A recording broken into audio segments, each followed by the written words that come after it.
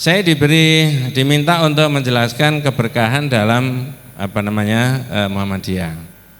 Saya tak selipkan dulu sebelum dilanjut. Ustadz, Ustadzah, pertanyaan klasik dan itu penting buat kita semuanya dan silakan dijawab masing-masing. Pertanyaannya begini, siapa yang menyuruh kita bergabung di Muhammadiyah? 458 Ustadz Ustadzah yang bergabung di PCM Ngagel. Jawabannya silakan masing-masing, saya tidak menguraikan. Maksud saya, kenapa kok saya mulai dengan siapa yang menyuruh kita bergabung di Muhammadiyah? Jangan begini Ustadz, duitnya Muhammadiyah mau, seragamnya Muhammadiyah mau, ya, THR-nya Muhammadiyah mau, tadi sudah diumumkan, ya. Kemudian status sosialnya mau, jadi guru di Muhammadiyah itu mending, bagus daripada mungkin mohon maaf di swasta yang lain atau mungkin tidak punya pekerjaan. Tapi status sosial naik sebagai guru, ustadz, ustadzah di Muhammadiyah. Kalau THR-nya mau, duitnya mau, status sosial mau, mohon maaf, pikiran keagamaannya Muhammadiyah tidak mau, itu ajarnya agak kurang. Alias, silakan diterjemahkan sendiri. Ini serius itu, serius. Duitnya Muhammadiyah mau, seragamnya Muhammadiyah mau, THR-nya Muhammadiyah, tapi pikiran agamanya Muhammadiyah tidak mau. Kok bisa antum itu bergerak di Muhammadiyah, ikut mendukung amal usahanya Muhammadiyah, tapi posoi dina Kemis? Bener kan ya? Apa nggak perlu disanksi ini? Itu ya. Sekarang kita mulai aja, santai aja ya. Keberkahan dalam pendidikan Muhammadiyah. Saya pertama menjelaskan tentang berkah, barokah. Itu ditulis dalam beberapa kitab tauhid ya. Barokah itu kathratul khair wa thubutuhu. Banyaknya kebaikan, lalu kebaikan itu mengalir terus. Tapi orang hidup itu kebaikan bukan hanya kaitannya dengan materi. Sehat juga kebaikan. Teman-teman yang merintis pendidikan di sepanjang mulai tahun 1980 bersama saya, itu sudah banyak yang dipanggil oleh Allah. Mungkin kain kafannya sudah banyak yang hancur gitu ya. Tapi saya masih diberi umur panjang sama Allah. 70 tahun berkeliaran kemana-mana. Kok berkeliaran ya. Hanya 7 hari dipanggil oleh Allah, disuruh opname di rumah sakit bulan Juli kemarin. Saya bilang sama istri saya dan keluarga saya, orang sakit itu kemungkinan satu di antara dua. Satu sehat, dua wafat. Betul ya? Enaknya jadi orang Islam lebih-lebih bergabung di Muhammadiyah itu begitu ya. Tidak ada pikiran lain kecuali itu ya. Kalau tidak sehat ya wafat. Tapi saat itu saya diberikan oleh Allah sehat sehingga bisa ketemu dengan kita semuanya. Mudah-mudahan kita semuanya diberi sehat juga. Jadi kathratul khair wa thubutuhu, banyaknya kebaikan dan kebaikan itu mengalir terus. Antum kalau datang ke kamar mandi ada baknya mandi, bak mandi, itu bahasa Arabnya apa? Ada yang bahasa Arab, guru bahasa Arab? Birkah. Kalau bangunannya namanya hammam. Yang itu apa? Birkah. Barokah itu dari kata-kata itu. Ketika zaman dulu orang cari air itu sangat susah, kemudian ada kubangan yang kemudian ada airnya, rame-rame mengatakan birka, birka, birka, lama-lama jadi barokah, barokah. Ya, kalau kita tidak akrab dengan tauhid, sepertinya nggak ada barokah di Muhammadiyah, padahal banyak. Nah begitu, ya. Kemudian menurut Kamus Besar Bahasa Indonesia, barokah adalah karunia Tuhan yang mendatangkan kebaikan tadi ya, karunia Tuhan yang mendatangkan kebaikan bagi kehidupan manusia. Ini tambahan keterangan aja. Tapi saya prinsipnya yang ditulis dalam bahasa Arab, kathratul khair wa thubutuhu. Ini ulama Arab Saudi yang menulis itu namanya Syekh Shalih Al Utsaimin. Lanjut Ustaz. Wa talabul barokah la yakhlu min amrayni itsnaini. Kita tidak boleh lepas dari ini untuk mencari keberkahan tadi. Nanti kita yang mencari, lalu di Muhammadiyah di aspek yang mana? Saya ulangi, kita mencari keberkahan tidak boleh lepas dari 2 poin. Pertama, pakai bahasa Arab, ayyakuna tabarruk bi amrin syar'iyyin ma'lumin. Memperoleh keberkahan itu karena ditunjuk oleh syariat. Apa tadi bahasa Indonesianya? Mencari keberkahan atau orang dapat keberkahan itu karena yang menunjuk adalah syariat. Bahasa Arabnya di situ bi amrin syar'iyyin ma'lumin, dengan sesuatu yang menurut syariat. Contoh, apakah bulan Ramadan ini penuh dengan barokah? Iya. Yang menyebut bulan Ramadan ada barokahnya siapa? Hadis. Laqad ja'akum syahrun mubarak. Telah datang kepada kalian bulan yang penuh barokah. Jadi antum semuanya dalam pembicaraan lebih dari 1 jam kurang lebihnya tidak boleh lepas dari 2 ini. Ini kunci, frame, bukan kunci, frame. Tidak boleh dari itu. Pertama, bi amrin syar'iyyin ma'lumin, dengan sesuatu yang menurut syariat.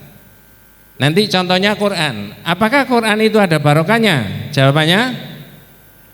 Halo? Ada.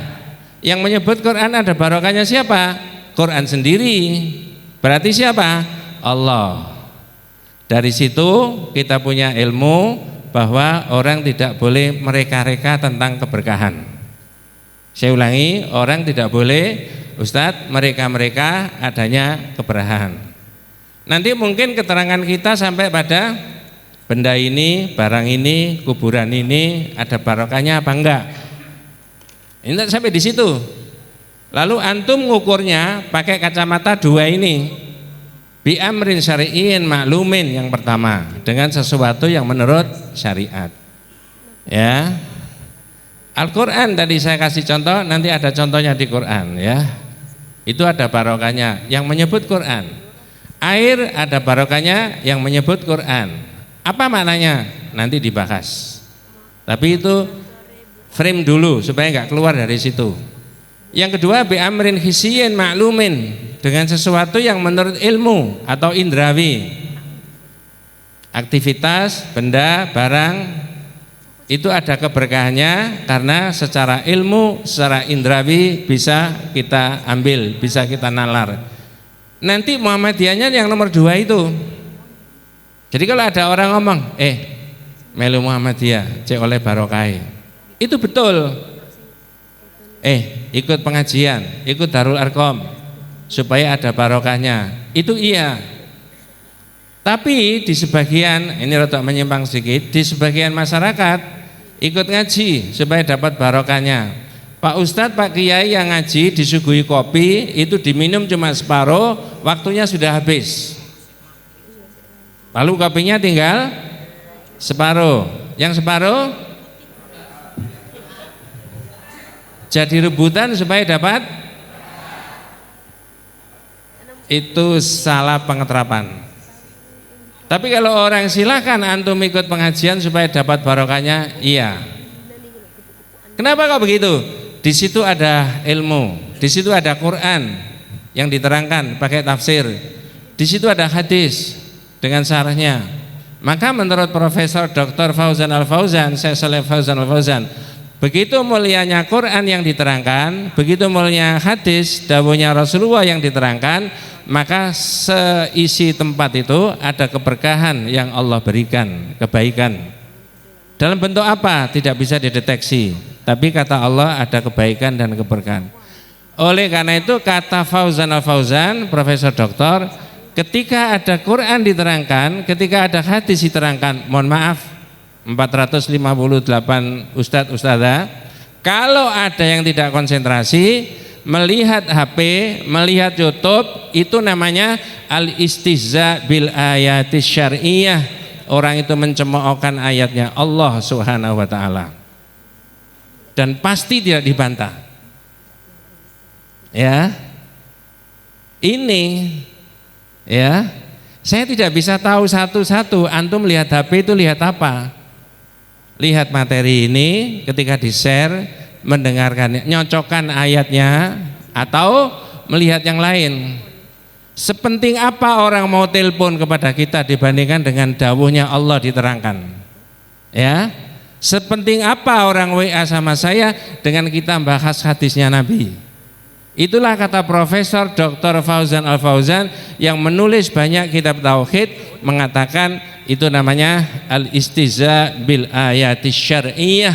Orang itu mencemoohkan ayatnya Allah. Ayat yang mana? Syar'i, Quran dan hadis. Di kitab itu diterangkan dua, ada yang syar'i, ada yang kauni. Kauni itu alam. Ada benda, ada barang, ada apa namanya? Panas, ada dingin, ada angin, ya, ada hujan, ada banjir, itu ayatnya Allah. Ada panas, ada adem, nasdem. Mari panas, adem. Bukan partai, saya bukan orang partai. Balik lagi Ustadz bahwa keberkahan itu antum tidak boleh keluar dari dua yang disebutkan tadi. Dengan sesuatu yang menurut syar'i pakai bahasa Indonesia, yang kedua dengan sesuatu yang menurut apa namanya? Hissi atau indrawi. Lanjut Ustadz. Sesuatu benda dan barang disebut ada keberkahan karena yang menyebut syariat. Ini keterangannya yang tadi. Lalu di situ saya tulis, ya, surat Shad ayat 29. Ini contohnya, saya ambil contoh saja, yaitu Al-Quran. Kitabun anzalnahu ilaika mubarak. Kitab yang saya turunkan kepada Muhammad itu ada barokahnya. Liyadabbaru ayatihi waliyatadzakara ulul albab. Supaya orang yang punya pemikiran dalam, ulul albab, itu bisa mengambil pelajaran dari Al-Quran yang penuh dengan barokah. Nah sekarang saya tanya Ustazah, kalau ada orang ngomong gini, bi barokatil Fatihah, benar apa tidak? Sampai tidak bisa menjawab karena tidak biasa ngomong begitu. Saya ulangi, kalau ada orang ngomong bi barokatil Fatihah, betul apa tidak? Kok ragu? Jawabannya GJ, gak jelas. Ya. Betul, tapi yang prakteknya di masyarakat beda. Ya. Kalau bi barokatil Fatihah mengacu pada ayat ini, kitabun anzalnahu ilaika mubarak, benar. Tapi maknanya apa? Nah, hadzal kitabun nafi' linnas. Kitab ini bermanfaat buat manusia. Nah, di situ al-mursyid lahum li sa'adatihim, petunjuk buat kebahagiaan mereka, dinihim wa dunyahum, baik dunia maupun di akhirat. Jangan keluar dari situ. Manfaatnya kitab beda dengan manfaatnya baju. Beda dengan manfaatnya kendaraan. Kalau kita dibaca, orang dapat ilmu dari situ. Maka ada rumusan tentang Al-Quran. Quran itu Arabiyyun lughatan wa alamiyun maknan. Quran itu bahasanya saja bahasa Arab, tapi maknanya sangat universal. Maka sudah waktunya di pendidikan kita itu mengintegrasikan nilai-nilai Al-Quran dengan teori modern. Tapi ada pikiran begini Pak, mohon maaf ya. Ini harus diseriusi. Mungkin ada pikiran begini, sing bener, kok sing bener, cara Jawa gitu ya.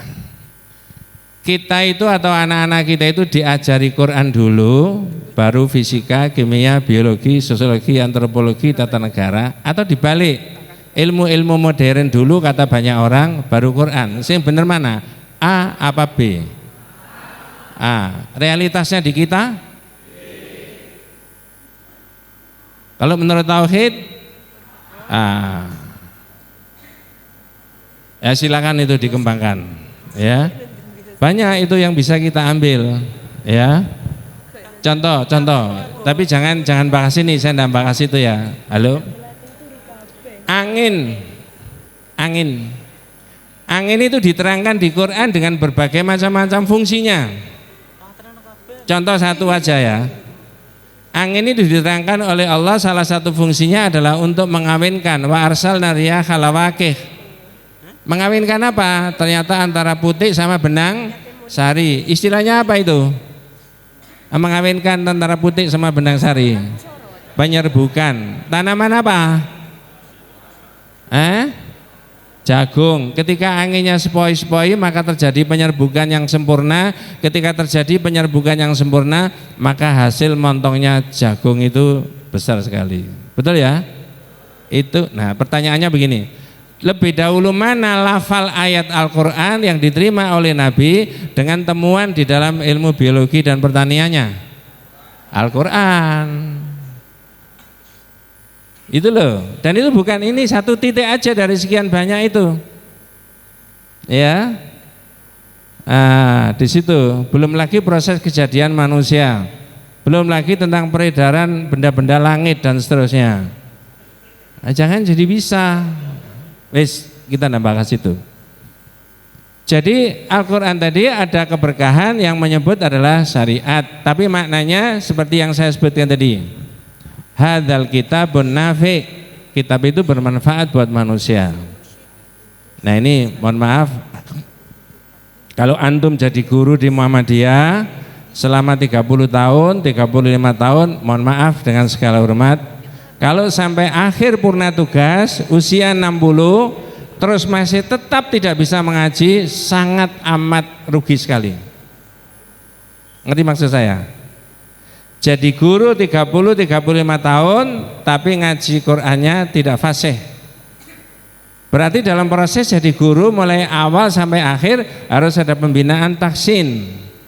Ya. Ini boleh ya namanya apa ya, ngomong begini ini kadang-kadang ya cerita barang. Di Al-Falah itu saya 1 bulan disuruh datang 3 kali. Komunitasnya beda-beda. Salah satunya ngaji ibu-ibu jam 9 pada Sabtu kedua. Tapi saya masuk di Masjid Al-Falah, banyak ibu-ibu dan bapak-bapak, mohon maaf yang sepuh-sepuh itu baru belajar apa? Ngaji. Itu masuk di pikiran saya. Apa yang masuk di pikiran saya? Alhamdulillah bapak-bapak ini sudah 60, 65 bahkan 70 masih belajar apa?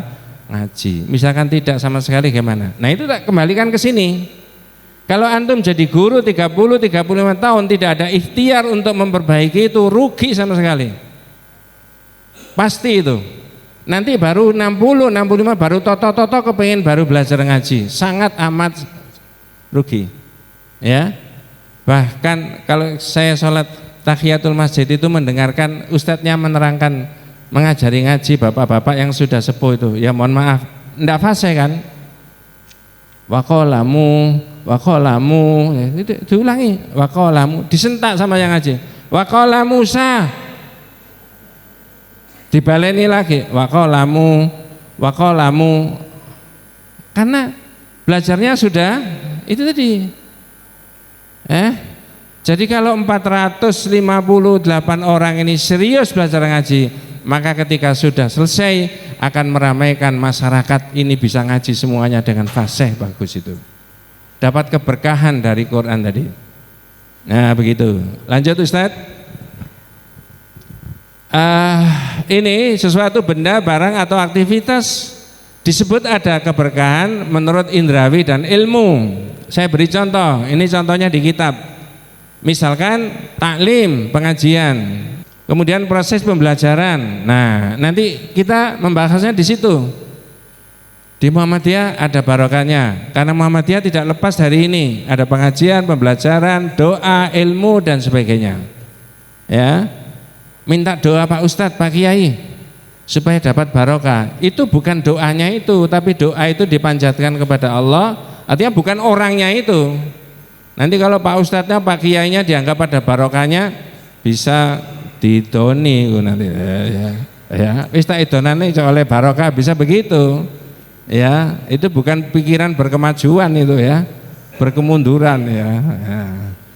Keberkahan juga ada pada diri Nabi Muhammad SAW. Nah ini agak beda. Khusus Nabi Muhammad itu fisiknya itu bisa menimbulkan keberkahan. Ya, ini ceritanya ya adalah suami Bu Halimah As-Sa'diyah yang menyusui Rasulullah SAW. Bu Halimah itu mulai dari kecil. Nabi lahir itu suasana masyarakat saat itu adalah musim paceklik. Ini saya baca di Rahiqul Maktum Sirah An-Nabawiyah. Ini pikiran tarikh itu beda dengan tarikh zaman dulu, Pak, ya. Kalau zaman dulu Nabi itu lahir ditaruh di desa, kan begitu kan? Halo? Apa tadi omongan saya? Ya. Kalau dulu saya dan antum itu diajari Nabi itu lahir dapat sehari 2 hari ditaruh di desa, diberi pendidikannya di desa. Tapi Rahiqul Maktum Sirah An-Nabawiyah, ya, Syefuri yang nulis itu tidak begitu. Ketika Rasulullah lahir musimnya paceklik. Karena musim paceklik, ya, banyak rombongan dari desa datang ke kota mencari pekerjaan, jasa menyusui bayi. Di antara rombongan itu ada orang namanya Halimah As-Sa'diyah. Nah, lalu banyak orang sudah dapat momongan bayi kecuali Halimah As-Sa'diyah. Ya, setiap ibu yang ditawari ini ada bayi Muhammad fatakbahu ditolak. Idza qila laha innahu yatim. Ketika dikatakan sapa bapak iki Muhammad yatim, tolak. Jadi nabinya jenengan itu mulai kecil waktu itu ditolaki banyak orang. Tapi karena Halimah As-Sa'diyah itu enggak dapat momongan, tinggal satu bayi namanya Muhammad, maka suaminya tadi bilang sama istrinya, la alaiki antaf'ali asallahu ayyaj'ala lana fihi barokah. Ini omongannya suaminya yang ditulis di Rahiqul Maktum tadi, ahli sejarah. La alaika antaf'ali asallahu ayyaj'ala laka lana fihi barokah. Ambil saja bayi ini, kata suaminya, semoga Allah menjadikan ada keberkahan. Jadi Nabi Muhammad bayi itu oleh suaminya Bu Halimah sudah ditunjuk, mudah-mudahan ini ada barokah. Ya, ketika 1 hari 2 hari lalu di rumahnya Bu Halimah ada banyak perubahan yang saya baca di tarikh, tidak saya tulis semuanya. Apa perubahannya? Asinya Bu Halimah, kalau bicara asinya ke sini, tidak ke sana, ya.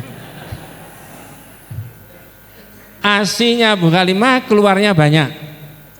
Padahal musimnya paceklik. 1, 2. Suaminya Bu Halimah memerah air susunya onta juga keluarnya banyak. Itulah sehingga pagi-pagi suaminya Bu Halimah mengatakan, wallahi ya Halimah, wallahi ya Halimah, laqad akhadti nismatan mubarakah. Nah itu, laqad akhadti nismatan mubarakah. Demi Allah wahai Halimah, kamu ini mengambil bayi yang penuh dengan barokah. Luar biasa. Nabi kita Muhammad sallallahu alaihi wasallam, orang yang paling mulia dan orang yang satu-satunya diberi oleh Allah kesempatan untuk bisa memberikan syafaatnya dari Allah SWT. Syafaat itu bukan miliknya Nabi, ini menyimpang ya, tapi miliknya Allah. Banyak orang keliru. Yang betul berdoa kepada Allah agar besok dapat syafaatnya Nabi. Ada jamaah saya di Al-Falah itu tanya sama saya, Ustaz, saya dulu umrah, oh alhamdulillah, barakallah, ibu agak sepuh itu. Terus sama pembimbingnya itu disuruh keluar dari Masjid Nabawi, suruh menghadap Kuba Hijau. Kuba Hijau itu apa? Di bawahnya ada makamnya siapa? Nabi. Ini yang sudah haji dan umrah mudah-mudahan diterima sama Allah ibadahnya. Yang belum mudah-mudahan dimudahkan sama Allah. Cuman disuruh menghadap Kuba Hijau, suruh matur sama Nabi. Nah ini kelirunya. Nabi, saya sudah datang ke sini, mohon nanti besok engkau bisa memberikan syafaat kepada saya. Itu ditanyakan saya. Wah, enggak boleh Bu, enggak ada syariatnya begitu. Yang ada itu adalah mengikuti yang disyariatkan, wabil khusus di tauhid, bukan karena saya mengajar, karena Nabi sendiri dawuh, orang yang tertolak tidak akan dapat syafaatnya kalau mati membawa dosa syirik. Nah ibu tadi tanya, lah terus gimana Pak Ustadz, sudah selesai itu? Tak guyoni, salai sampean umroh gak bareng aku. Nah itu. Tapi ini intermiso aja. Jadi diri Nabi Muhammad itu juga begitu. Saya sering ditanya jamaah itu, ketika Rasul sudah besar, sudah dewasa, jadi Nabi, itu air keringatnya juga jadi rebutan, ada berkahnya. Tapi khusus Nabi, tidak bisa ditarik orang yang lain-lain. Nah sebagian saudara kita umat Islam, karena peristiwa Nabi tadi ada di hadisnya, air keringatnya menjadi bagian, ada keberkahannya, air lidahnya juga Nabi jadi ada berkahnya. Lalu ditarik, oh kalau begitu syekh saya, kiai saya, gus saya itu juga ada berkah. Ini yang keliru di situ. Nggak bisa. Tak kasih perbandingan ya. Satu ketika Nabi itu bilang gini, la utiyanna rayata ghadan rajulan yuhibbu wa rasulahu wa yuhibbuhu wa rasuluhu. Besok Nabi bilang gitu, bendera ini tak serahkan kepada salah seorang di antara kalian. Orang itu cinta sama Allah dan Rasulnya, Allah sama Rasulnya juga cinta sama orang itu. Falamma asbahu ghadaw ala Rasulillah kulluhum yarju ayyutaha. Pagi hari para sahabat semua datang ke rumahnya Rasulullah. Semua sahabat berharap untuk diberi bendera. Tapi begitu Nabi keluar berhadapan dengan para sahabat banyak sekali, Nabi bilang gini, ini sahih itu hadisnya dalam kitab Al-Qaulul Mufid. Aina Ali bin Abi Thalib, mana Ali kok tidak kelihatan? Berarti orang dimaksud siapa? Ali. Ada sahabat yang memberitahu, huwa yashtaki ainaihi ya Rasulullah. Nabi, Ali itu matanya sakit. Fa ursilu fa utiyabi. Lalu dicari di mana Ali berada, didatangkan ke situ. Saya potong di situ, ada ilmu di situ. Ilmunya apa? Begitu lesannya Rasulullah mengatakan, aina Ali bin Abi Thalib? Mana Ali kok tidak kelihatan? Ya. Terus sahabat ngomong, huwa yashtaki ainaihi. Ali itu matanya sakit. Tapi Ali itu matanya sakit, tetap dicari di mana Ali berada, didatangkan di situ. Nah, sekarang pertanyaan. Kenapa kok tidak ada sahabat yang mengatakan, saya saja Nabi wong Ali sakit? Atau sahabat mengatakan, ini ditiru Muhammadiyah. Nanti tak terangkan. Nanti, kok tidak ada yang mengatakan, ini saja, sahabat ini saja wong Ali sakit? Kenapa kok begitu? Yang bisa menjawab dengan benar, tidak saya beri hadiah ya.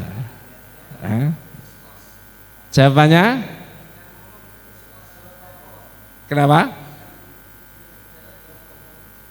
Tokoh. Oh jangan tokoh, mirip tapi jangan tokoh istilahnya. Tidak satu pun lesannya sahabat berani dan mau mendahului lesannya Nabi. Ngerti maksud saya? Begitu Nabi mengatakan, aina Ali bin Thalib, aina Ali bin Abi Thalib, mana Ali kok tidak kelihatan? Makanya kalau saya ngaji di kampung-kampung itu tak kasih ilustrasi begini, misalkan Ali itu sedang opname di rumah sakit, didatangkan tidak kira-kira? Didatangkan. Kenapa? Tidak satu pun yang berani mendahului lesannya Rasul. Lah inilah yang saya katakan ditiru Masjid Tarjih. Tarjih itu kalau sudah Rasulullah dawuh begini dan itu kaitannya akidah dan ibadah, ya sudah itu lakukan. Ngerti maksud saya?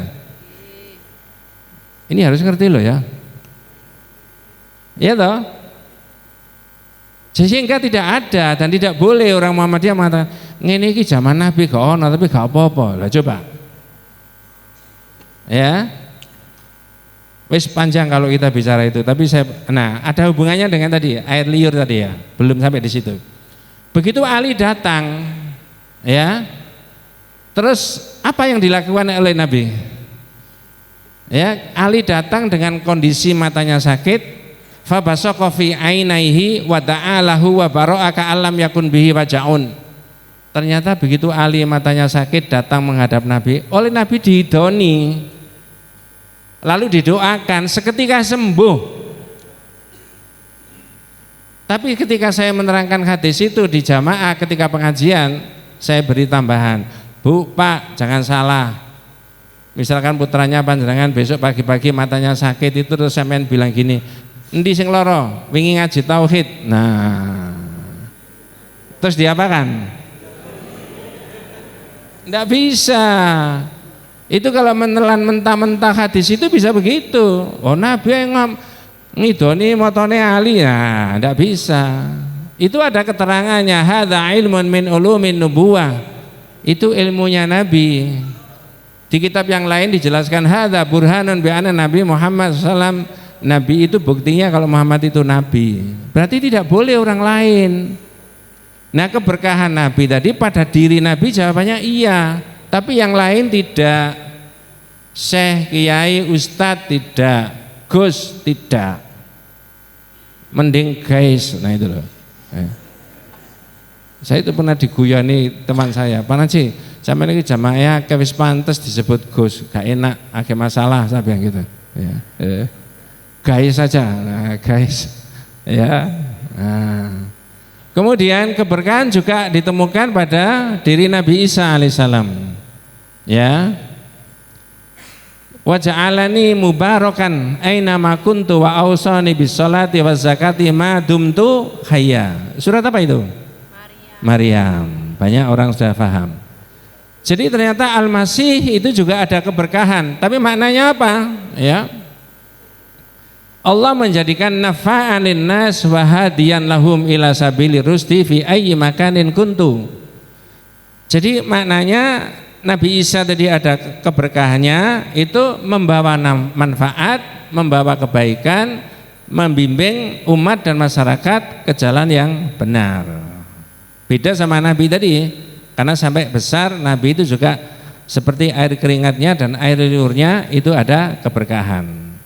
Itu namanya yang bisyar'in ma'lumin tadi, dengan sesuatu yang menurut syariat.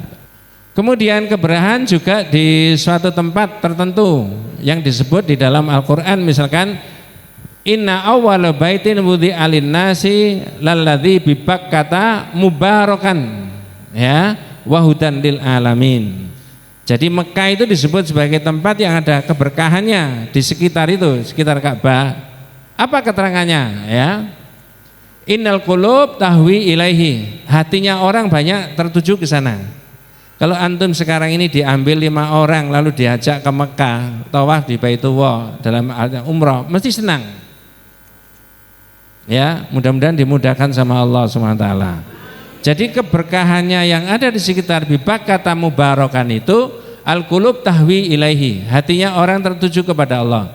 Fatatin nasu, ya, maka orang banyak datang ke situ, baik berjalan maupun naik kendaraan, fi kulli fajjin amik, ya, li adail manasik al bayyina fil haji wal umrah, untuk menunaikan manasik apa? Haji dan umrah. Di situ ada berkahnya. Surat Al-A'raf ayat 138. 138. Saya minta nanti ikut salah seorang di antara kita membaca terjemahnya. Ada anunya Ustaz? Ada mic-nya? Atau antum aja lah yang baca nanti. Mas Ihsan, ya. Tapi saya terangkan dulu. Sudah ketemu surat Al-A'raf ayat 138. Ceritanya begini. Ada orang namanya Abu Waqid Al-Laitsi. Nanti nyambung di ayat itu. Terus nanti nyambung kaitannya dengan ini, sebelum bicara tentang pendidikan Muhammadiyah menimbulkan keberkahan tadi. Sebelum itu, ya, saya ceritakan ini. Ini tidak saya tulis. Ada orang namanya Abu Waqid Al-Laitsi. Abu Waqid Al-Laitsi ini adalah orang baru masuk Islam. Namanya apa istilahnya di kita? Mu'alaf. Yang cerita Abu Waqid, hadis riwayat Imam At-Tirmidzi. Kharajna ma'a Rasulillah sallallahu alaihi wasallam ila Hunain wa nahnu khudatha wahdin bi kufrin. Saya pernah keluar sama Rasulullah bareng, waktu itu saya baru saja masuk Islam, meninggalkan kekafiran. Walil musyrikin sidratun yakufuna indaha wa yanutuna biha aslihatahum. Saya melewati satu pohon yang miliknya orang kafir. Ini loh, nanti konsentrasinya antum itu di pohon. Saya tahu ada orang kafir itu punya pohon besar, sering didatangi ke situ dan menggantungkan peralatan-peralatan perangnya di pohon itu. Ini milik siapa tadi? Orang kafir yang diketahui oleh Abu Waqid Al-Laitsi. Famarorna bitilka sidroh, lalu saya lewat situ bersama Nabi. Fakulna, lalu saya usul sama Nabi. Nah, nanti sampai ke ayat itu. Apa usulnya kepada Nabi? Abu Waqid Al-Laitsi, ya Rasulullah, ij'al lana dzata anwat kama lahum dzatu anwab. Nabi, Itu loh orang kafir itu, orang musyrik punya pohon besar gitu yang dipakai untuk menggantungkan peralatan perang. Mbok kita ini dibuatkan sendiri. Ngerti maksudnya? Nah, sekarang komentarnya Nabi. Faqala Nabi SAW, ya Abu Bakar, Allahu Akbar innaha sunan. Abu Bakar, Allah itu maha besar, maha agung. Itu tradisinya nenek moyangnya. Walladzi nafsi biyadi, demi zat yang jiwaku berada di tangannya. Artinya demi Allah. Demi Allah Abu Bakar, kultum kama qala Banu Israil li Musa. Usulmu itu tadi membuat pohon yang besar, ya, itu sama dengan usulnya Bani Israel kepada Nabi Musa. Lah di mana ada usulnya Bani Israel kepada Nabi Musa? Ada ayat yang saya minta antum baca itu tadi. Surat Al-A'raf ayat. Nah, Ustadz minta tolong dibaca terjemahnya. Dan kami selamatkan Bani Israel menyeberangi Laut Merah itu. Wajawazna bi Bani Israil al-Bahra, kami seberangkan Bani Israel bersama Nabi Musa melewati Laut Merah itu. Terus ketika mereka sampai kepada suatu kaum yang telah menyembah berhala. Nah, ini sama dengan Abu Bakar itu tadi. Wajawazna bi Bani Israil al-Bahra fa'atau ala qaumin yaqufuna ala asnamin lahum. Ketika Bani Israel bersama Nabi Musa itu menyeberangi lautan, tapi kemudian melihat ada orang yang masih menyembah berhala. Halo? Bani Israel usul kepada Nabi Musa. Apa usulnya? Mereka Bani Israel berkata, wahai Musa, buatkanlah untuk kami sebuah Tuhan berhala, sebagaimana mereka juga mempunyai beberapa. Ya Musa, ij'al lana ilahan kama lahum alihatun. Musa, mbok kita dibuatkan Tuhan sendiri kayak mereka. Mereka menyembah Tuhan yang bukan Allah, mbok kita dibuatkan sendiri. Ini usulnya siapa tadi? Bani Israel. Kepada siapa? Nabi Musa. Disamakan dengan usulnya Abu Bakar kepada siapa tadi? Nabi. Ketika ada orang kafir, orang musyrik membuat pohon kayak begitu, punya pohon begitu, lalu mereka tanya sama Rasulullah, minta, ya Rasulullah, ij'al lana dzata anwat kama lahum dzatu anwat. Buatkan sendiri Nabi kayak mereka. Dijawab sama Nabi, Allahu Akbar inna sunan. Walladzi nafsi biyadi kultum kama qala Banu Israil li Musa. Usulmu ini sama dengan usulnya Bani Israel kepada Nabi Musa. Apa jawabannya Nabi Musa ketika Bani Israel tadi minta dibuatkan Tuhan sendiri? Monggo. Maka Nabi Musa menjawab, sungguh kamu termasuk orang-orang yang bodoh. Bodoh. Maka mohon maaf, di Muhammadiyah tidak ada begini. Saya tidak bermaksud mengolok-olok, ini bisa kemana-mana. Sebagian saudara kita umat Islam itu bertabarruk mencari keberkahan kepada kuburan-kuburan leluhur mereka. Betul Pak ya? Di Muhammadiyah tidak boleh. Muktamar di Jogja itu saya punya pengalaman berkunjung ke makamnya Ki Haji Ahmad Dahlan. Teman-teman dari sepanjang tanya, Pak Nasi ini boleh tak datang ke sini berkunjung ke rumahnya, berkunjung ke makamnya Ki Haji Ahmad Dahlan. Tak jawab begini, kalau sampean dari rumah hanya ke sini lalu meyakini kuburannya Ki Haji Ahmad Dahlan ini yang afdol untuk diziarahi, itu tidak boleh.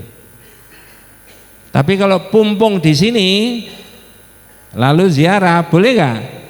Boleh. Sama dengan orang datang ke Mekah, ke Madinah. Kalau Madinah menziarahi kuburannya Nabi, boleh gak? Halo? Boleh. Yang utama menziarahi kuburannya Nabi apa sholat di masjid Nabi? Sholat yang utama.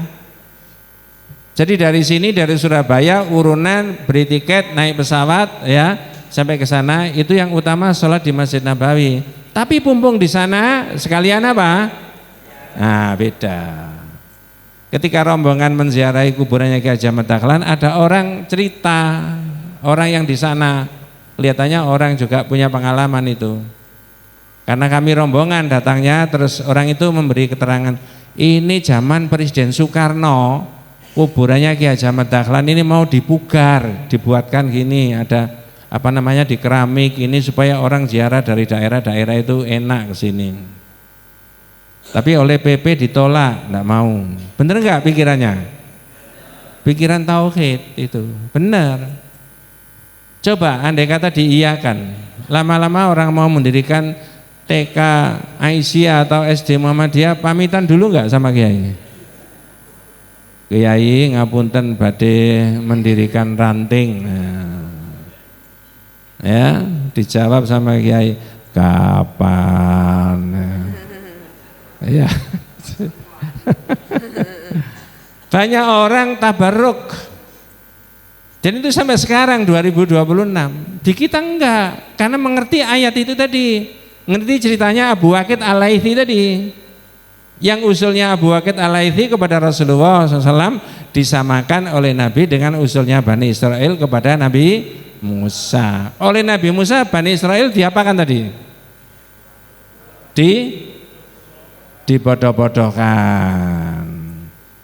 Enggak ada kita itu. Tapi itulah kadang-kadang orang itu sinis. Muhammadiyah ziarah kubur. Nah, itu salah. Menohok itu.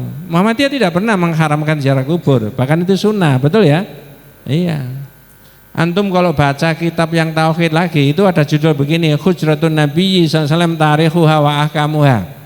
Kamarnya Nabi, sejarahnya dan hukumnya. Kenapa kok begitu? Sejarahnya ketika dibeli oleh Nabi, dipakai Nabi 10 tahun di situ, maka di kamarnya Nabi boleh sholat, boleh ngaji, boleh ini. Tapi ketika Rasulullah wafat, dimakamkan di situ, ini hukumnya berubah. Betul ya? Yang tadi masih kamar, sekarang jadi apa? Makam. Tidak boleh cari keberkahan di situ. Nah, sekarang bicara Muhammadiyah dan keberkahan. Keberkahan dalam pendidikan Muhammadiyah bisa dimaknai bahwa aktivitas pendidikan membentuk manusia yang beriman dan bertakwa. Kuncinya iman dan takwa. Proses berpendidikan di kita itu juga tujuannya di situ. Ya. Oh, kalau begitu saya bergelut di pendidikan Muhammadiyah ingin membentuk anak didik menjadi iman dan takwa, dan saya sendiri juga harus mempunyai ciri-ciri iman dan takwa, berarti akan bisa menimbulkan keberkahan dalam diri kita. Itu bisa tidak sekarang kebaikan itu, bisa nanti di keluarga kita, anak kita, cucu kita dan sebagainya. Bapakmu dulu pejuang di guru di Muhammadiyah, ikhlas luar biasa, ya, maka dibalas oleh Allah dengan keberkahan itu jatuh pada anaknya, jatuh pada cucunya yang kita tidak menangi. Saya masih ingat tahun 69 bapak saya itu meninggal. Sebelum meninggal berangkat haji, ya, meninggalnya di Mekah sana. Itu ketika saya masih SD kelas 3 kelas 4 sering diajak ngaji. Nggak ngerti waktu itu, pokoknya ikut ngaji aja, tidur di masjid. Bahkan sebelum berangkat haji itu pesen najih engko mondok. Saya maksudnya. Begitu saya tamat SD, ya, bapak saya wafat. Saya berangkat mondok, bapak saya dan enggak tahu saya mondok itu. Ya, sampai saya kuliah. Nah, sekarang enggak tahu bapak saya 2026. Anak saya di mana? Jadi apa? Bisa juga karena kesungguhannya dulu, ya. Padahal bapak saya ini buta huruf, enggak bisa menulis, enggak bisa baca, Latin maksudnya. Itu ada keberkahan karena setiap hari datang ke majelis taklim di desa itu, di Gresik sana, di Dukun, ya. Karena taklim itu ada keberkahannya. Keberkahan tidak bisa dalam arti hari ini, bulan ini, tahun ini, tapi bisa lain kali. Nah, kalau kita sudah niat ingin mendidik anak kita menjadi iman dan takwa, dan kita sendiri harus punya ciri begitu, kata Al-Quran tadi, walau anna ahlal qura amanu wattaqau la fatahna alaihim barakati minas sama'i wal ardi. Andai kata penduduk negeri itu iman dan takwa, itu penduduk negeri jangan diartikan hanya bangsa dan negara, komunitas bermuhammadiyah itu juga begitu, ya. Ini kesatuan berpendidikan di Muhammadiyah itu semuanya isinya orang yang iman dan takwa, maka akan menimbulkan kebaikan. Tak potong dulu ya, saya nggak bicara barokah tapi bicara tawasul. Kaitannya dengan ini, Jumlah guru yang ada di kita di PCM Ngagel sekitar berapa tadi? 458. Nggih Pak, nggih ya, kurang lebihnya segitu. Ini punya amal soleh masing-masing, keunikan yang berbeda-beda. Orang tidak semuanya 458 itu sama semuanya. Yang ini ahli sholat duha, yang ini ahli sholat malam, yang ini silaturahim, yang ini puasa, yang ini qiraatul Quran, yang ini menyapa sama wali murid, yang ini semua amal soleh. Ya, nah itu bisa dipakai sebagai tawassul. Apa tawassul? Perantara. Ini kadang-kadang itu saya lihat di ustadz-ustadz di YouTube itu nadanya minir itu, seolah-olah Muhammadiyah tidak ngerti tawassul wasilah. Atau Muhammadiyah menafikan seolah-olah nggak ada, padahal ayatnya ada. Ya ayyuhalladzina amanu taqullaha wabtaghu ilaihil wasilah. Wasilah itu at-thariqah ayyusilu ila Allah, jalan yang bisa menghubungkan kepada Allah. Lah kalau 458 orang ini punya keunikan amal soleh masing-masing, lalu dipancarkan ke arsy-Nya Allah, maka akan ada keberkahan dalam komunitas kita berpendidikan tadi. Yang ini apa ini macam-macam, ya. Nah di situ pertanyaannya, boleh nggak orang menunjukkan amal solehnya kepada Allah? Boleh. Halo, boleh toh? Ya Allah, saya sudah begini. Kalau itu sebagai amal soleh dan saya niatkan untuk mencari kebaikan ridhomu, maka engkau mudahkan keluarga saya, engkau mudahkan ini. Itu boleh. Ya. Yang tidak boleh itu undat-undat sampai Gusti Allah. Lah iya awak dhewe wis salat wis poso jek ngene itu yang tidak boleh. Beda antara khobariyah sama istihzaiyah. Jadi maksud saya keberkahan dalam dunia pendidikan Muhammadiyah pasti akan terwujud kalau orang itu mengarah pada mental iman dan takwa. Yang diberikan kepada anak-anak juga begitu, kita sendiri juga begitu. Maka memancar ke arasnya Allah amal saleh tadi sebagai tawasilah. Nah, begitu. Kemudian keberkahan dalam pendidikan Muhammadiyah juga bisa dimaknai bahwa aktivitas itu bermakna amal saleh. Nah ini tadi yang saya sudah singgung tadi. Aktivitas itu bermakna amal saleh. Antum kasih satu halaman pelajaran kepada siswa, saya agak lupa itu sebutannya siswa apa anak didik? Murid ya, pada murid. Ilmu yang dari Allah itu juga akan menimbulkan kebaikan karena aktivitas ini adalah dimaknai sebagai amal soleh. Pamitan dari rumah berniat untuk mengajar. Sampai di sekolah interaksi sama teman, diskusi sama teman, niat memberikan ilmu kepada murid. Lalu disitulah sebagai amal soleh kita kepada Allah. Lalu kalau semua sudah beramal soleh, nah itu diterangkan famangkana yarjulika arabi falyamal amalan solihan, amal yang soleh. Allah tidak akan menyia-nyiakan bagi orang yang beramal soleh tadi, ya. Wala yusyrik bi ibadati rabbi ahada, dan janganlah bersyirik kepada Allah. Jadi niat ibadah itu, niat ngajar itu harus betul-betul karena faktor Allah tadi, bukan karena riya. Kemudian keberkahan dalam pendidikan Muhammadiyah itu bisa dimaknai bahwa gerakan Muhammadiyah berdasarkan pada tauhid yang murni, al-mabniu ala tauhid. Saya tulis al-mabniu ala tauhid itu yang ditulis di masyarakat Islam berkemajuan. Islam berkemajuan itu dasarnya al-mabniu ala tauhid. Itu yang nomor 1, ya. Dalilnya alladzina amanu wa lam yalbisu imanahum bidzulmin ulaika lahumul amnu wa hum muhtadun. Orang yang beriman dan tidak mencampurkan imannya dengan kesyirikan, mereka itu dapat 2 bagian kebahagiaan. Al-aminuna fil akhirah, di akhirat itu akan aman. Al-muhtaduna fid dunya, maka di dunia itu mendapat apa? Petunjuk dari Allah Subhanahu wa taala. Jadi gerakan Muhammadiyah, pendidikan Muhammadiyah akan dibimbing oleh Allah kalau semuanya bertauhid dan tauhidnya itu tidak dicampurkan dengan perbuatan apa? Halo, dengan perbuatan apa? Syirik. Maka arah pendidikan itu adalah akan diridhoi oleh Allah. Keberkahannya di situ, ya. Assalamualaikum warahmatullahi wabarakatuh. Salam. Saya Samsu Hudaya dari Semamda Surabaya mau menanyakan tentang satu hal, terutama yang berhubungan dengan kalimat walau anna ahlal qura amanu wattaqau la fatah dan seterusnya. Pertanyaannya adalah keberkahan itu apakah berlaku umum dalam pengertian yang lain ketika sebuah kaum itu bertakwa 100%. Nah, seandainya misalnya dari saya hitung, saya gambarkan dalam jumlah ada 50, kemudian 40 orang bertakwa, kemudian 10 orang itu kemudian bermaksiat, apakah itu juga bisa mengakibatkan tidak turunnya barokah, ataukah ada persentase tertentu turunnya barokah di sebuah komunitas itu?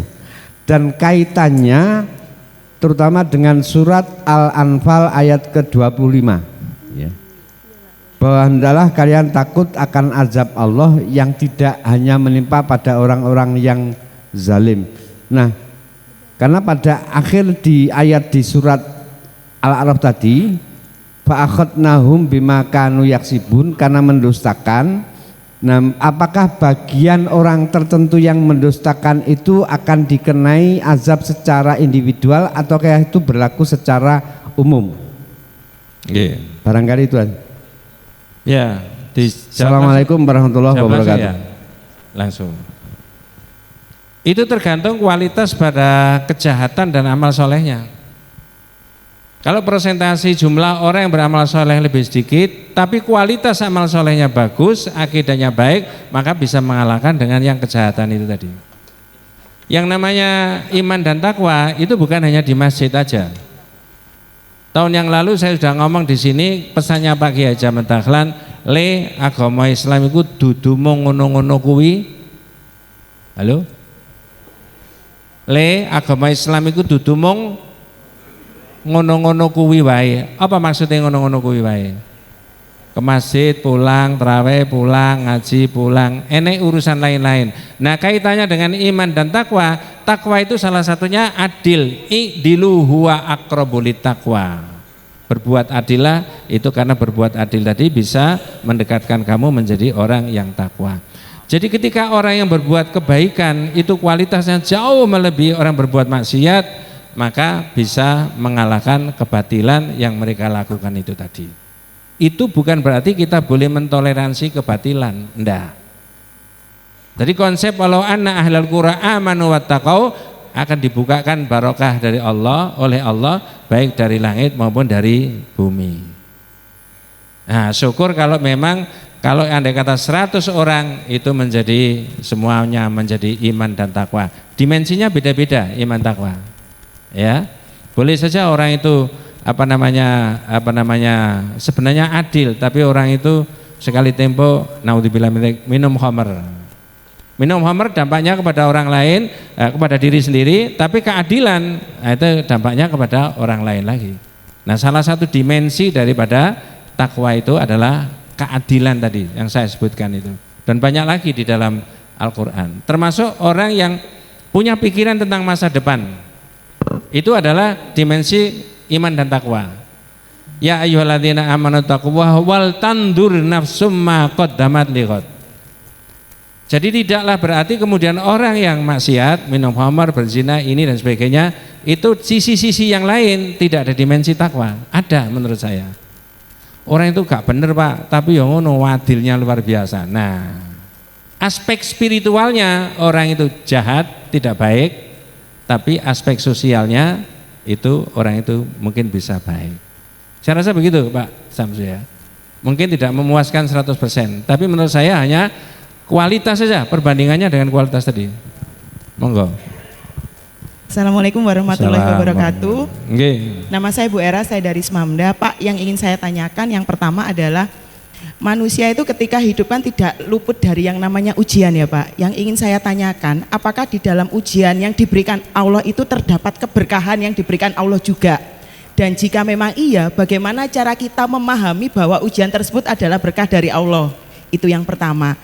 Kemudian untuk yang kedua tadi Bapak menyampaikan misalkan untuk berziarah secara khusus itu tidak, tapi kalau mumpung itu tadi mumpung sekalian, nah berarti boleh seperti yang tadi sholat di Masjid Nabawi sama mengunjungi berziarah Makamnya ke Nabi. makam Rasulullah. Kalau hanya mengunjungi tapi tidak, yang lebih utama kan sholat di masjid, tapi kalau sekalian boleh kan itu tadi. Nah yang ingin saya tanyakan, tata cara berziarah yang boleh, yang enggak yang mumpung tadi yang bagaimana Pak? Karena kan kalau yang kita lihat itu ya Pak ya, orang-orang kalau berziarah itu berdoanya ya di makam itu, terus kalau di film itu Pak malah curhat sama makam ya kan Pak. Terus habis gitu ada acara tabur bunga juga, terus terkadang juga apa air ya Pak ya itu ya, ya seperti itu yang ingin saya tanyakan. Terima kasih, 2 pertanyaan Bapak. Assalamualaikum warahmatullahi wabarakatuh. Yang pertama tadi apa intinya? Yang pertama itu apakah ujian yang diberikan Allah Ya, itu sudah, juga sudah. keberkahan? Sudah, Bagaimana sudah. cara berpositif thinkingnya supaya itu adalah berkah? Saya agak panjang tapi insya Allah tak ringkes, kita ambil kalimat-kalimat yang penting. Pertama begini, Asmaul Husna, saya mulai dari situ menjawab pertanyaan Ibu tadi ya, Semamda ya. Asmaul Husna itu salah satu karakternya adalah ya a'lam wa ausaf wa a'mal. Apa maksudnya? Nama, sifat dan perbuatan Allah sama. Apa tadi Mbak? Nama Allah itu nama, sifat dan perbuatan sama. Kalau semua nama Allah itu baik, berarti sifat Allah baik, perbuatan Allah baik. Bikhilafi asma'ina, beda dengan kita. Ada kalanya orang itu diberi nama baik tapi mohon maaf sifatnya tidak baik. Betul ya? Tapi kalau Allah enggak. Kalau Allah itu nama, sifat dan perbuatannya baik, berarti apakah ada perbuatan Allah yang ditimpakan kepada manusia berkaitan dengan yang ditanyakan tadi, itu dirasakan manusia tidak enak? Saya ulangi, apakah ada perbuatan Allah yang ditimpakan kepada manusia tapi dirasakan oleh manusia tidak enak? Jawabannya ada, banyak. Benda, barang, saudara, famili, kakak, adik tiba-tiba hilang, diambil Allah. Betul ya? Enak enggak? Enggak enak. Pertanyaannya, apakah Allah salah? Enggak toh? Tapi dirasakan manusia enggak enak kan? Itulah maka orang harus beriman kepada takdir Allah, baik yang dirasakan enak maupun yang tidak enak. Berikutnya, ketika orang menerima sesuatu yang tidak enak dari Allah tadi, kategorisasinya manusia itu ada 4. Yang paling jelek as-sukhtu, ngerundel, seolah-olah keputusannya Allah ada yang salah, dan jelas keputusannya Allah itu tidak ada yang salah. Yang kemungkinan bisa direvisi itu adalah keputusannya MK gitu deh.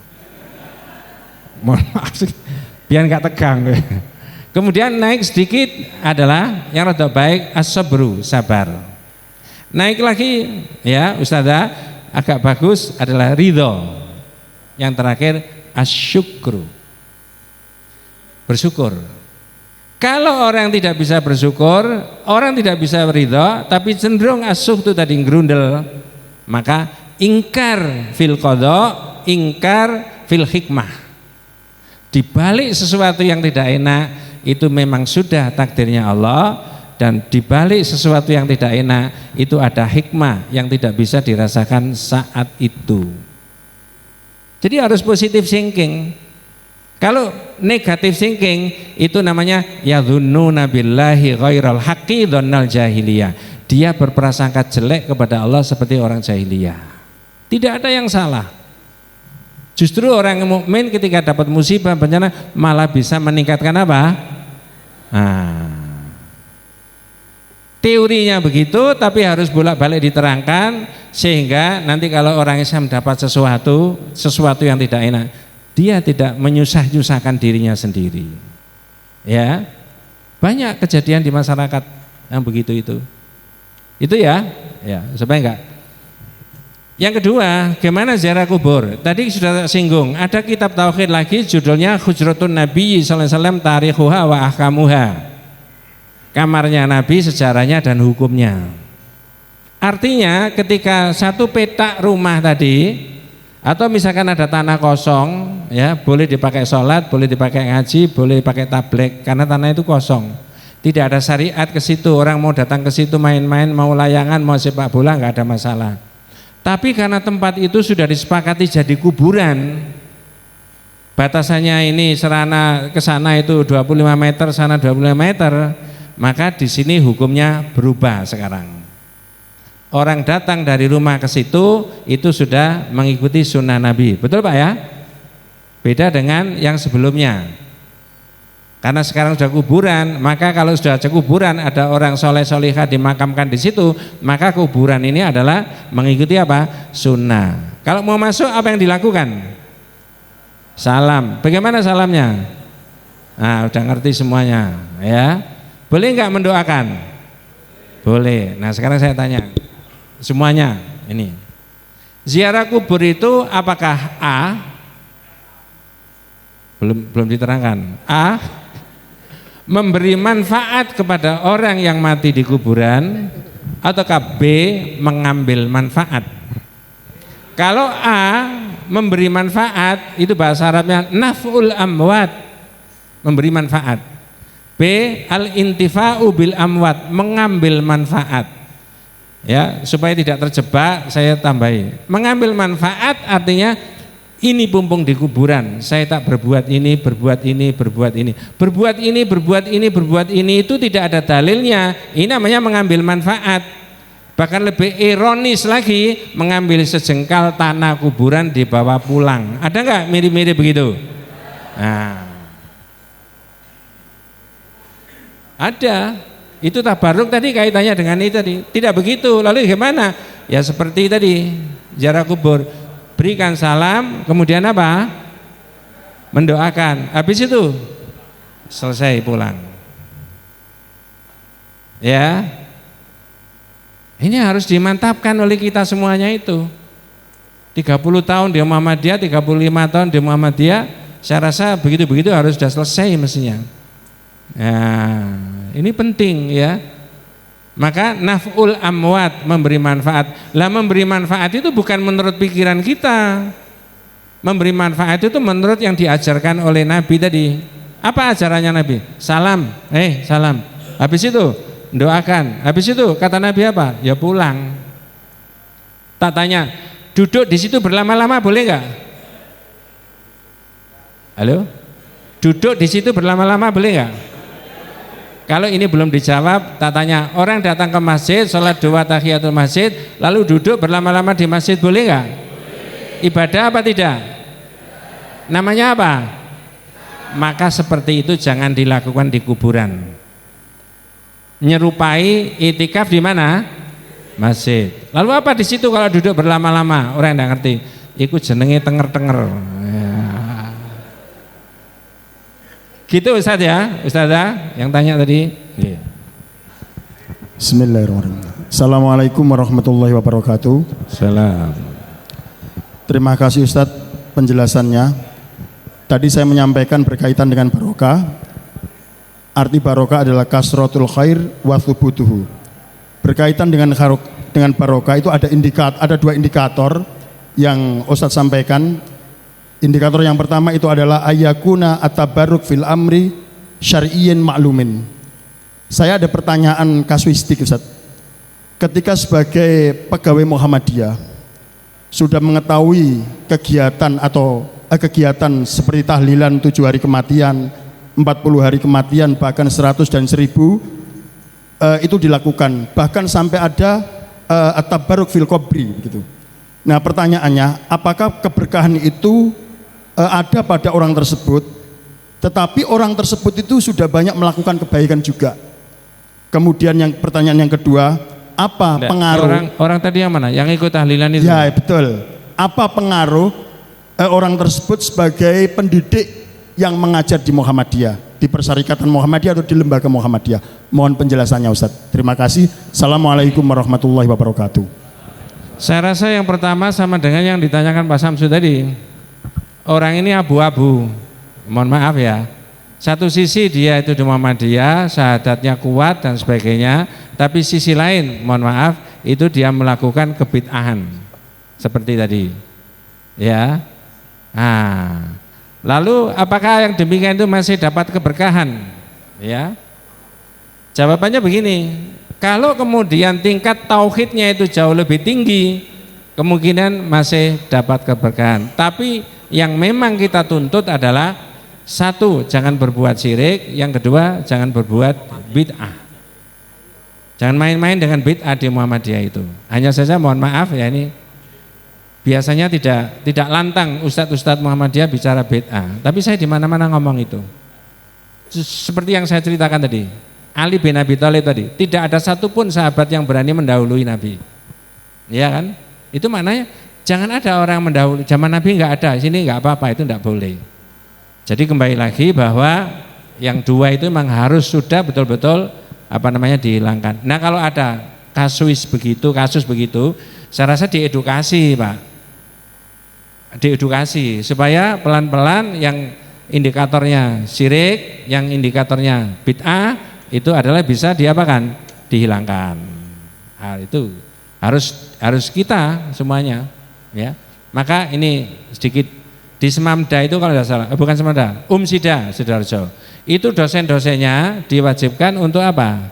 Untuk ikut di rantingnya masing-masing, kajian di cabang atau di ranting.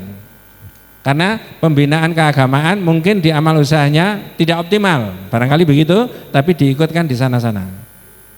Nah itu kalau kita tidak membina selamanya, ya mungkin kita itu tidak sepenuhnya mereka yang salah. Nah, saya tidak tahu itu, nah, begitu loh. Nah seyogjanya memang pelan-pelan selama 30 tahun tadi saya katakan harus sudah bersih dari kemungkinan berbuat syirik dan kemungkinan berbuat apa? Bid'ah. Karena kata Profesor Zainuri, awal gerakan Muhammadiyah itu purifikasi, membebaskan dari syirik dan membebaskan dari perbuatan bid'ah. Jadi saya rasa kalau bicara bid'ah panjang. Nah pengaruhnya terhadap pendidikan ya sangat berpengaruh. Wong orangnya kotor kok. Dari sisi akidah, dari sisi syariah, apa yang mau diterangkan kepada muridnya? Ya, para ulama-ulama zaman dulu itu ilmunya sangat bermanfaat dan dampaknya itu jadi anak ini dan sebagainya. Karena betul-betul pure, murni, akidahnya baik, menyampaikan itu dengan ikhlas. Dan dengan cara itulah maka Allah memberikan keberkahan tadi murid-muridnya tadi. Saya rasa begitu Pak ya. Ya. Kalau itu dibahas terus yang antum tanyakan tadi itu ada di kitab tauhid itu bagaimana kalau kita diundang itu biasanya ada pertanyaan begitu itu. Ya. Kata Shalih Al-Utsaimin undangan orang Islam itu disunahkan untuk hadir, tapi kalau di situ ada kemaksiatan tidak boleh hadir. Di situ ada kesyirikan tidak boleh hadir. Ya. Loh kok tajam begitu? Tidak tajam. Ini tajam antara mana yang sunnah dan mana yang bid'ah, mana yang tauhid dan mana yang syirik. Wallahu a'lam. Assalamualaikum warahmatullahi wabarakatuh. Perkenalkan saya Taufik dari Sekolah Kreatif SD Muhammadiyah 16 Surabaya. Gini Ustaz, jadi ketika saya sampai ini masalah barokah nggih Ustaz, terkait masalah barokah. Jadi ketika saya sampaikan di WA group pada waktu itu di tetangga-tetangga saya, kebetulan saya tinggal dihimpit oleh teman-teman yang memang dari NU semua, Ustaz. Saya minoritas di situ. Nah, ketika saya bilang, Masya Allah, Barakallah, woi wes NU re sekarang re, Pak Taufik, seperti itu. Nah, yang ingin saya tanyakan Ustaz, apa sih kalau asumsi saya untuk sementara, kalau NU yang namanya barokah ada berkatannya. Kalau di Muhammadiyah yang namanya barokah ya barokah dari Allah Subhanahu wa taala dari amal yang kita kerjakan. Bukan dalam bentuk fisik. Bisa juga dalam bentuk fisik ketika itu sudah menjadi rezeki dari Allah. Yang ingin saya tanyakan, apa sih perbedaan barokah menurut perspektif Muhammadiyah dan Nahdlatul Ulama? Terima kasih Ustaz. Sebenarnya kalau mengacu pada kitab ya nggak ada perbedaannya. Tapi ketika ada penyimpangan baru berbeda. Seperti yang tadi saya katakan tadi. Kalau Nabi secara physically ada barokahnya fisiknya. Nabi Isa tadi ada keberkahan, ada kebaikan. Artinya kehadiran Nabi Musa membawa kemanfaatan. Lah, kasratul khair, banyaknya kebaikan itu adalah ketika teman-teman baik di Muhammadiyah maupun di NU tidak ada penyimpangan, ya sama. Tadi kan sudah saya sebutkan cerita Abu Waqid Al-Laitsi, masih ingat ya? Itu penyimpangan menurut akidah. Akhirnya persepsinya bisa beda. Kalau boleh disebut, teman-teman yang bukan Muhammadiyah mencari barokah itu kuburannya para syekh, para ini kan begitu kan? Di kita tidak begitu. Nah, itu dalam sudut pandangan akidah tauhid, ya karena menyimpang maka berbeda. Coba tidak, akan sama.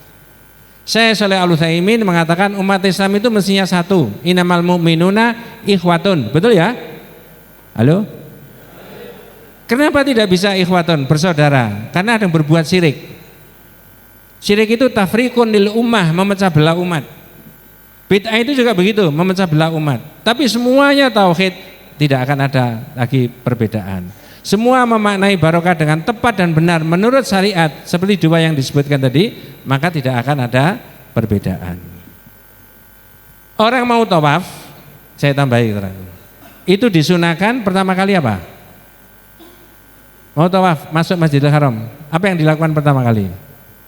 Sebelum keliling 7 kali, mencium hajar. Kalau tidak bisa, pegang. Jangan tidak apa-apa, pegang.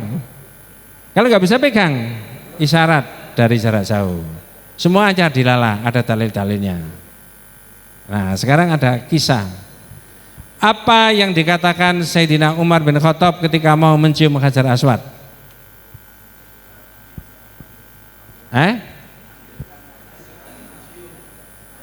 Enggak, Sayyidina Umar nggak bisa bahasa Indonesia. Tapi itu benar terjemahannya tadi Ustadz. Ini sudah di depan Hajar Aswad. Ini loh penyimpangan itu. Apa dawuhnya Sayyidina Umar? Dan itu sahih. Inni alamu annaka hajar. Saya tahu kamu ini batu. La tadarra wa la tanfa. Tidak bisa memberi madarat, tidak bisa memberi manfaat. Falaula inni raaitu Rasulullah sallallahu alaihi wasallam yuqabbilu kama qabbiltuka. Andai kata aku tidak tahu Rasulullah mencium kamu, tidak sudi saya mencium kamu. Itu saking khawatirnya. Lah kalau orang sekarang mencari keberkahannya Hajar Aswad, ini penyimpangan. Bukan hanya itu, rumahnya Rasulullah di mana Rasulullah itu lahir saat itu, sekarang sudah jadi maktabah, library, perpustakaan. Tapi sekarang juga sudah hilang, tidak ada. Kenapa kok dihabisi sama pemerintah Arab Saudi? Karena tidak terkait dengan syariat. 2005 ketika saya haji, di situ ada tulisannya, masih ada waktu itu, library, perpustakaan. Tulisannya itu dasarnya putih, tulisannya merah. Wahai para jamaah haji, itu tulisannya. Ini adalah bangunan biasa, jangan berdoa menghadap ini, berdoalah kepada Allah menghadap Ka'bah. Ini di luar Masjidil Haram. Kenapa? Banyak orang berdoa menghadap ke situ. Ketika selesai berdoa, tangannya diusapkan di temboknya itu, terus diusapkan di ini. Jadi kita berdoa menghadap rumah yang dulu Nabi itu lahir, lalu saat itu sudah jadi perpustakaan, itu diusap, kemudian diusapkan di sini. Maka ke antum sering kali ada orang ngomong, itu rumahnya Nabi, itu rumahnya Abu Thalib, itu rumahnya ini, semuanya dihabisi sama Wahabi, katanya begitu. Karena ini enggak terkait dengan syariat. Kalau tidak terkait dengan syariat lalu dilestarikan, bisa menimbulkan apa? Kesyirikan. Ini rumahnya Khadijah, enggak ada. Coba rumahnya Khadijah sekarang masih lestari, dilestarikan. Banyak orang syirik kan? Cerita itu banyak. Nanti Sayyidina Umar itu pernah punya kebijakan memotong pohon-pohon itu, karena pohon banyak orang tabarruk zaman Sayyidina Umar. Nah, tapi enggak sampai di situ keterangan saya. Itulah keberkahan tadi, tapi satu titik dari sekian banyak makna 2 kalimat syahadat. Muhammadiyah akan pasti jaya selamanya kalau kita itu bertauhid dengan benar dan baik. Baca kitab tauhid, landasi kehidupan kita, gerakan kita, organisasi kita, pendidikan kita. Dari situlah kita akan dapat apa? Keberkahan yang luar biasa. Terima kasih. Wabillahi taufiq wal hidayah. Wassalamualaikum warahmatullahi wabarakatuh. Waalaikumsalam warahmatullahi wabarakatuh.